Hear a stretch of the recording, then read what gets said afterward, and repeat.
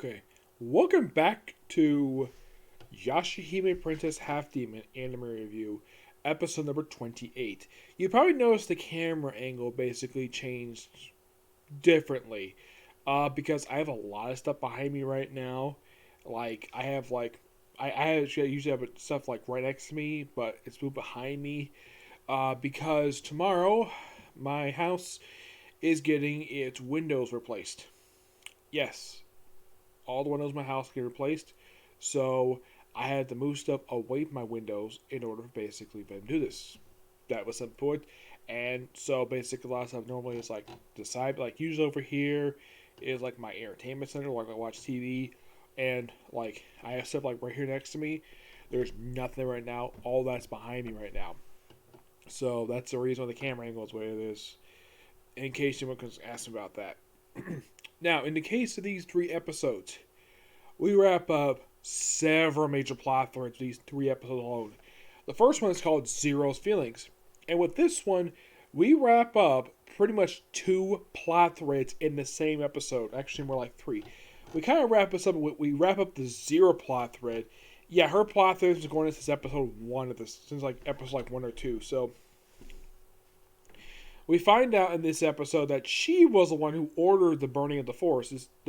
We have a habit where Hakaru, the demon, the fire breathing demon, he's the one who burned on the forest, yes. But Zero's the one who ordered it. Yep.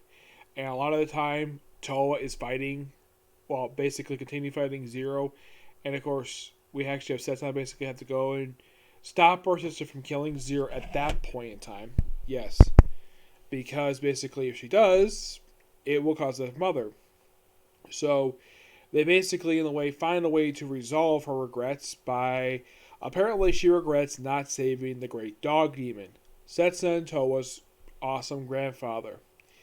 Yes, she regrets not saving him, and apparently, like, he, from what I can tell anyways, he forgives her for basically not saving him, and then she just, well, she releases Ren from the curse, and then she's killed by Riku. Yes. Yeah, she's killed by him because, according to him and Rion, who is her niece and Kinemaru's daughter, accept this. Now, Toa and Setsuna are not very happy with this, but this is what she wanted. And she dies. The beautiful Zero finally dies in the series. Basically dying 37 episodes into the series. I think she first went back in episode 1. And it's been 36 episodes since her debut. And she has halfway through season 2, which is interesting to say the least. Yes, I have no problem killing off a villain in like halfway through the season. That's not an issue with me. But if it's like partway through, it's kind of weird.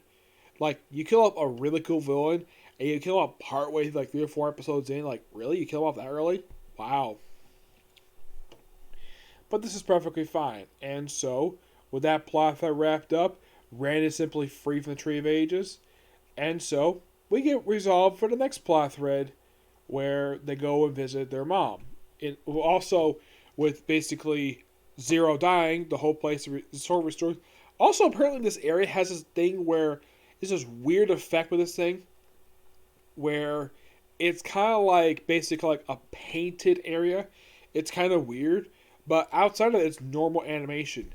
And meanwhile, though, at the Tree of Ages, which is where Jockin basically, he's there to go talk to Ren, and Tsushiro gives Moroha a black pearl.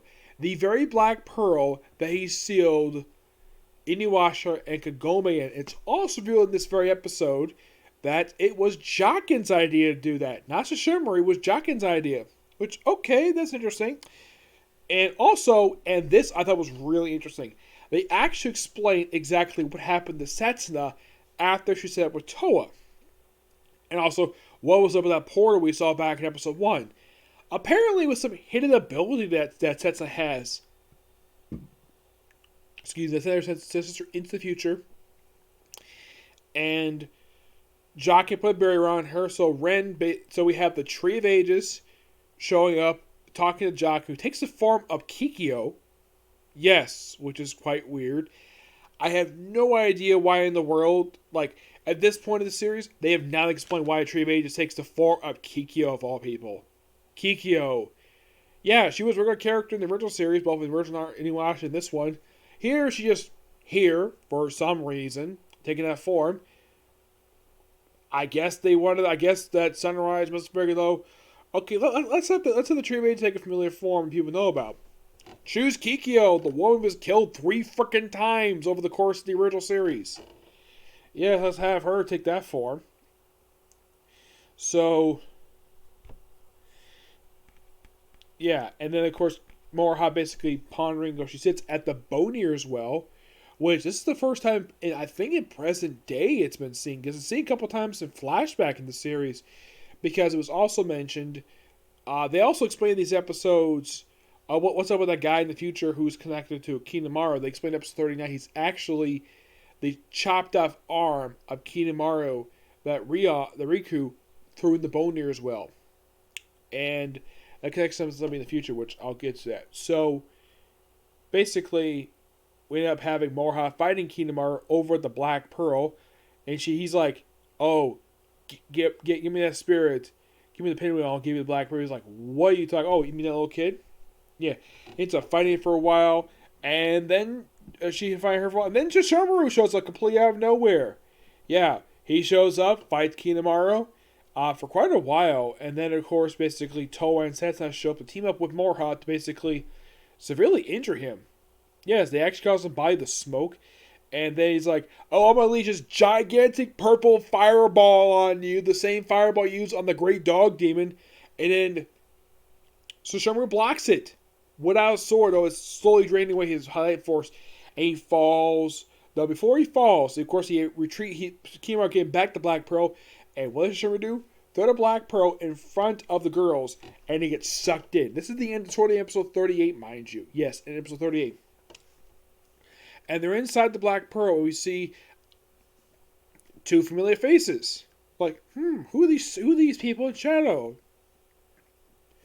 And then we quite have probably possibly, well, probably the best scene of the entire series so far. Moroha reuniting with her parents. First her mom, then her dad.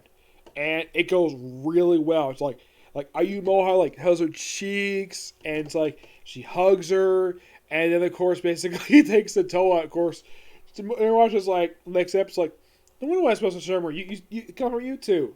Well, they introduce themselves, like, "Oh yeah," and of course, Kagome Bills, "Oh yeah, I helped basically deliver you two." Like, what? Yes, she did. She probably, from what I can tell, it looks like Kagome's admitting that she was, in fact, the midwife for Rin. And of course, Rin really wants to see her daughter, but not just yet, because they're holding off that particular reunion. So, they reunite, and basically, like, this is an obvious question that is asked by Setsuna.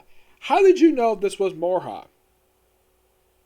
And it's explained in episode 39. Thanks to the Lake of Two Heads. Yes. As in, this thing is a connection to this very stat that Jaken's been carrying throughout the entire series. And so there's also this gate they revealed. Apparently it's the interest of the other world. There's like these 2 statues, which I believe they count those back in the original series, if I'm not mistaken. Yes, I believe they did. And it's also great to see in the background the skeleton of the Great Dog Demon. Yeah, which is the first time it's actually kind of see sort of a appearance by this particular thing. Like, I think it popped up once in that brief cameo they had throughout the season when they met Rion for the first time. But here, it's like 3 episodes into the series, 3 episodes so far, we see appearance by the skeleton of the Great Dog Demon. And here's a fun fact for you. Do you know how many times in the original Inuyasha series that the Great Dog Demon's skeleton actually appeared in the original series? Before final act, guess how many times it appeared? In 2 episodes in the first season of the show, and it was never seen again until final act when they had to go there, because that's where the final shard of the Shikon Jewel was. Yeah, that's where it was, and they had to fight there, and of course they fight in the rocket there as well.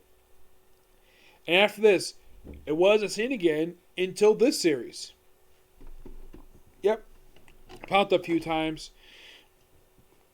So, And of course, they also tell, like, before they even go to the lake, basically, Toa kind of explains to Kagome that she was taken up by Kagome's family, shows the fact that Sota is now a father and a husband and father, and she just loves. She probably just eagerly anticipated meeting her sister-in-law and her niece. She's probably so happy to finally get a chance to see him.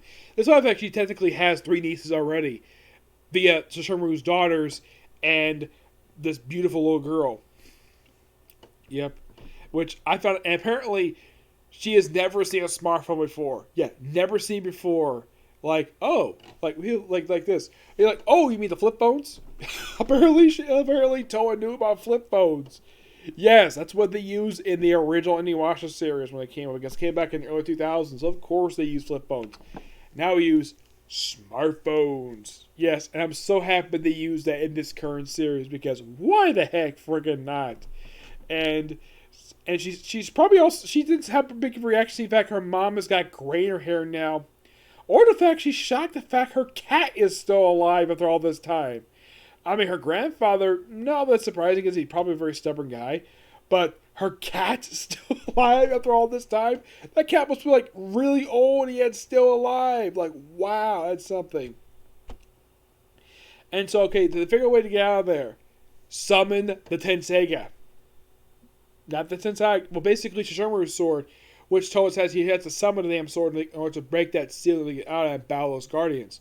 So basically, we have set for the next few episodes. Yeah, and apparently the comment that they mentioned early in season 2, the reason why that Inuyasha was sealed in Kagome, it's apparently returning. Apparently the one that Inuyasha and Sesshomaru fought years prior, that was a fragment. It wasn't the actual comment itself. It popped up 500 years in the future. And Toa's homeroom teacher has seen the damn thing.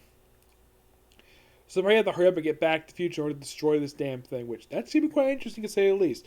I'm sure Kagome would love to see her family again, but she has to go back to the past because basically her husband lives in the past. Obviously. Yep. And I gotta say, I am really enjoying it back to this series. And I will probably say reviewing the next 6 episodes probably either for tomorrow or Tuesday at the latest. Yes, because tomorrow I might not get time to watch any episodes because I got a stream to do. So Tuesday is a maybe, and I could possibly also work on Wednesday. This I think I also got to work on the Rise of Hero. Yep, that's going to be pretty much it for this particular review. Stay tuned for whenever the next video comes over this next couple days. Yep. Okay, to the next video. Bye.